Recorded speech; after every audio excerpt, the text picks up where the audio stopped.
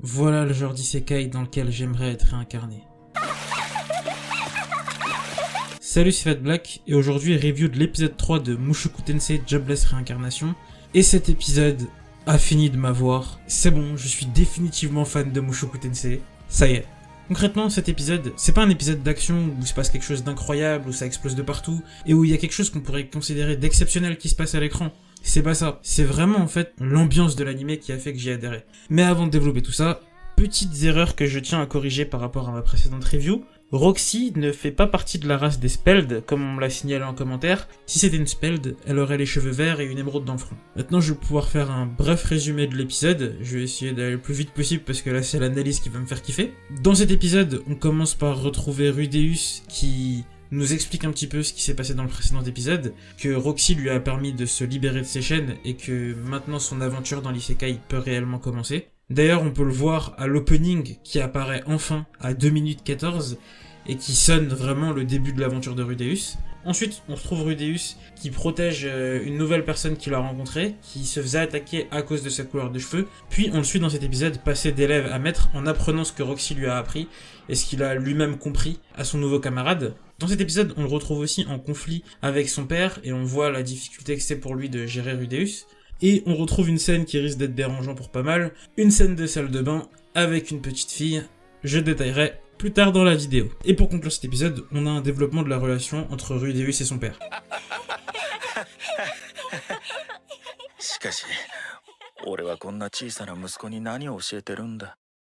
Alors, oui, j'ai adoré cet épisode. Pour une raison majeure, le développement du père de Rudeus, Paul. Ce que j'ai adoré en fait, c'est que contrairement à pas mal d'isekai, l'auteur a pris le soin de développer sa relation avec Rudeus et de montrer que c'était compliqué pour lui d'avoir à le gérer. On a aussi pu avoir accès à ses pensées dans cet épisode et on a aussi pu en découvrir un peu plus sur son passé. On voit que c'est une personne qui a eu des difficultés avec son père. Et ce que ça dénote de l'histoire en fait, c'est que les parents de Rudeus, autant que Rudeus, ont des choses à apprendre, ont besoin d'évoluer, mais en même temps, en tant que parents, ils doivent réussir à lui apprendre des choses. Et dans cet épisode, c'est ce qu'on voit. On voit que Paul, il a du mal à cerner la personnalité de Rudeus dès le début de l'épisode. Il a du mal à savoir comment être un père pour lui. Et il sait pas que son fils a la mentalité d'une personne de 40 ans quasi. Du coup, c'est assez compliqué à gérer.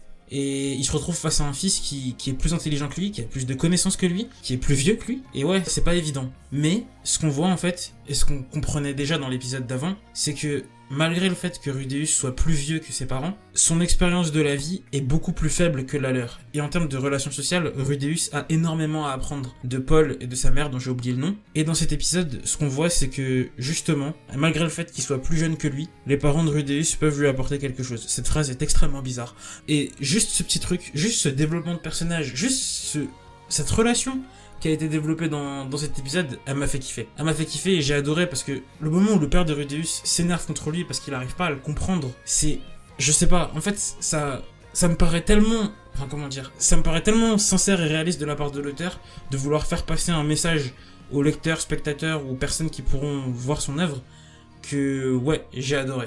Et à côté de ça, il y a la relation qui est créée avec Sylviette, que j'ai aussi pas mal apprécié, puisqu'on voit du coup Rudeus pour la première fois sortir de chez lui, aller découvrir le monde extérieur et carrément réussir à se faire une amie. Tout simplement parce que il a réussi à se comporter de façon naturelle avec elle et au final il l'a pris pour un garçon.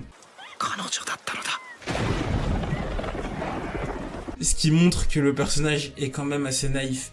Malgré ce côté glauque, crade et étrange qu'on a pu voir dans le second épisode, on voit dans cet épisode-là en fait qu'au fond, c'est pas quelqu'un de méchant. Et c'est ce qu'on me disait en commentaire et ce dont j'ai pu discuter avec d'autres personnes, c'est que malgré le fait en fait qu'il ait ce côté bizarre, qu'il ait ce côté malsain, qu'il ait ce truc qui est dérangeant et qui nous gêne, qu'on peut voir dans le second épisode, en fait c'est qu'un gosse. Au fond, c'est vraiment, mentalement, c'est qu'un gosse. Et le fait qu'il soit réincarné en gosse, c'est vraiment, encore une fois, parfait. C'est parfait pour cette série et parfait pour le développement du personnage. C'est vraiment quelqu'un qui a besoin d'apprendre des autres, qui a besoin d'apprendre de ses parents, qui a besoin d'apprendre des relations qu'il va réussir à tisser dans l'isekai. Cet épisode, je trouve qu'il le dépeint parfaitement. Et non, j'ai adoré. Franchement, j'ai adoré cet épisode. J'ai aussi adoré l'ambiance de l'épisode. L'animation et la musique, elles sont vraiment au service de l'univers qu'ils essayent de retransmettre. Et non, franchement, toujours cet animé, ça m'énerve, parce qu'il arrête pas de me faire bégayer, mais j'adore cet animé, c'est vraiment mon animé préféré de la saison, pour l'instant, parce que ouais, pour moi c'est un sans faute. Pour moi, dans tout ce qui est raconté, dans tout ce qui est montré, dans tout ce qui est présent, il y a quelque chose à raconter, il y a la volonté en fait d'expliquer quelque chose, de transmettre quelque chose, de mettre en avant un truc, et non, je trouve que l'auteur, respect à l'auteur pour son histoire. Un simple défaut que j'ai pu trouver malgré tout dans cet épisode, c'est à un moment, et c'est pas réellement la faute de l'épisode en soi, c'est plus là pour le coup la faute de l'équipe de traduction. C'est en début d'épisode, il y a un moment où Rudeus crie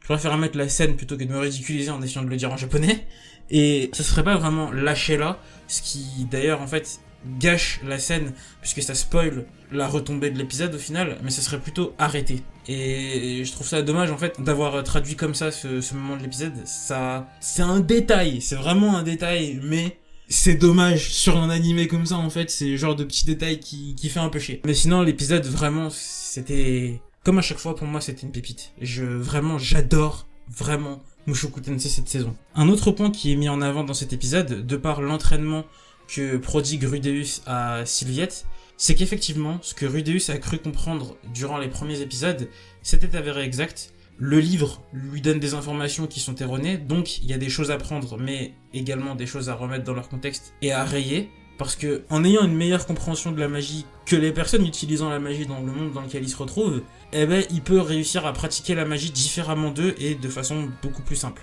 On voit en fait que c'est même quelque chose de global, parce que quand il apprend à Sylviette, j'arriverai jamais à dire son nom correctement je pense, donc je vais faire comme lui, je vais l'appeler Sylphie. Quand on voit qu'il apprend à Sylphie à utiliser son sort d'eau sans avoir à utiliser sa baguette, en fait ça nous fait comprendre que potentiellement toutes les personnes de ce monde n'ont pas besoin d'utiliser d'incantation pour réussir à utiliser la magie et peuvent juste le faire avec leurs mains. Sylphie le fait avec sa baguette, mais c'est juste un moyen d'accroître son pouvoir si je me trompe pas, comme l'expliquait Roxy dans le précédent épisode. Et non, toujours, j'ai apprécié également cette relation que Rudeus réussit à tisser, parce que cette relation permet sur plusieurs niveaux de faire évoluer Rudeus. Ça lui permet de créer un lien avec une personne de cet univers, autre que ses parents ou Roxy. Une personne qui aurait son âge. Ça nous permet de voir en fait aussi que c'est pas quelqu'un qui a de mauvaises intentions, parce que contrairement à ce que beaucoup ont pu penser avec l'épisode 2, et comme je le disais avant, le côté creepy, le côté un peu gênant du personnage, le côté malsain même du personnage, on le voit en fait dans ses dialogues, dans ses pensées même qu'on a lorsqu'il est en train de parler avec Sylphie dans la salle de bain. On voit qu'en fait il est pas là en train de se dire je veux la destaper et lui faire du mal, il a juste des pensées en fait qu'un gosse aurait. C'est quelque chose d'ailleurs dont j'ai pu discuter également en commentaire ou sur Twitter, je me souviens plus, avec quelqu'un. Et ouais, en fait, c'est vraiment ça. C'est un personnage qui, fondamentalement, est un gosse. Je trouve vraiment le traitement du personnage fait par l'auteur extrêmement habile et intelligent. C'était aussi utile, du coup, de faire ça, parce que ça permettait de faire évoluer la relation de Rudeus avec son père. Parce que je pense que autrement qu'avec les événements qui sont passés entre Rudeus et Sylphie, le père de Rudeus n'aurait pas réussi à apporter quelque chose à Rudy. Parce qu'en fait, comme il le dit lui-même, c'est déjà quelqu'un qui a la tête pleine, et en soi, à part ce qui concerne les liens sociaux, il a pas vraiment quoi que ce soit à lui apprendre. Enfin, il a aussi l'escrime, mais c'est assez superficiel, et c'est pas un rôle de père conséquent. Du coup, ouais, non, l'auteur, je trouve que il a vraiment réussi à rassembler les ingrédients nécessaires au développement du personnage. Du coup, contrairement à ce que je pouvais dire aussi dans le précédent épisode, je ne pense pas que Rudy ira à l'école tout de suite. Il a encore quelques petits trucs à développer au sein de son village, peut-être.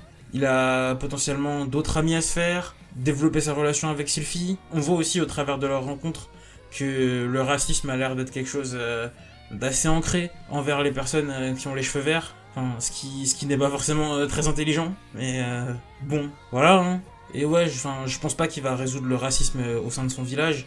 Mais je pense qu'il a quand même quelques petits trucs à régler dans son village avant de pouvoir partir dans son école. Et je continue de le penser, mais Roxy réapparaîtra, j'en suis convaincu. Roxy, tu nous as quittés, mais tu reviendras. J'ai hâte de voir le retour de Roxy. J'ai vraiment adoré le personnage. C'est vraiment, je sais pas, en un épisode et demi, juste sa relation avec Rudeus, ça m'a touché. Il me tarde de voir Roxy. Et du coup, dernière information pour cette vidéo, une VF est disponible. Je me doute que pour les personnes qui regardent cette vidéo, vous ne regardez pas la VF de l'animé, mais je me dis que si vous avez des potes qui sont des fans de VF et qui n'arrivent pas à regarder des animés en VO, ça peut être un moyen de leur faire découvrir l'œuvre, parce que Même si l'avis ne sera probablement pas unanime, je trouve la VF pas dégueu personnellement. La voix de Rudeus Enfant, et c'est vrai que c'est une voix importante pour cet animé, puisque c'est le personnage principal, je me dis qu'elle manque un petit peu peut-être d'un petit quelque chose, genre de force dans la voix, malgré tout, même si c'est celle d'un enfant. Mais malgré tout, je trouve quand même que c'est une VF plutôt correcte. La voix du Rudeus adulte, par contre, me convainc davantage. Vraiment, si vous avez des potes qui vraiment sont fans de VF, je vous incite à les pousser à regarder Mushoku Tensei, parce que Mushoku Tensei c'est génial, c'est beaucoup trop cool. D'ailleurs, si vous regardez cette vidéo et que vous ne regardez pas Mushoku Tensei, foncez. Foncez, foncez, foncez, c'est trop bien. C'est beaucoup trop cool. J'adore cet anime. Du coup, voilà. Likez si vous aimez, dislikez si vous aimez pas. Abonnez-vous si vous voulez et partagez si vous le sentez. Et putain, encore une fois, si vous regardez pas Mushoku Tensei, foncez, foncez, foncez, foncez, foncez, foncez. Et conseillez Mushoku Tensei si vous regardez déjà autour de vous, parce que là, vraiment, il y a beaucoup trop d'animes cette saison qui vont accaparer l'attention. Beaucoup de saison 2, Shingeki no Kyojin, quelques saisons 3 comme Log Horizon par exemple. Ça laisse peu de place à des nouveaux animes qui en sont à leur première saison et qui du coup n'ont pas déjà une fanbase très conséquente, puisque la fanbase des light novels et des mangas en général, elle a quand même un peu moins de poids que la fanbase qu'un animé peut avoir. Du coup, ouais, donnez de la force à Mushoku Tensei pour que l'histoire puisse continuer en animé le plus longtemps possible. Voilà. Salut les gens.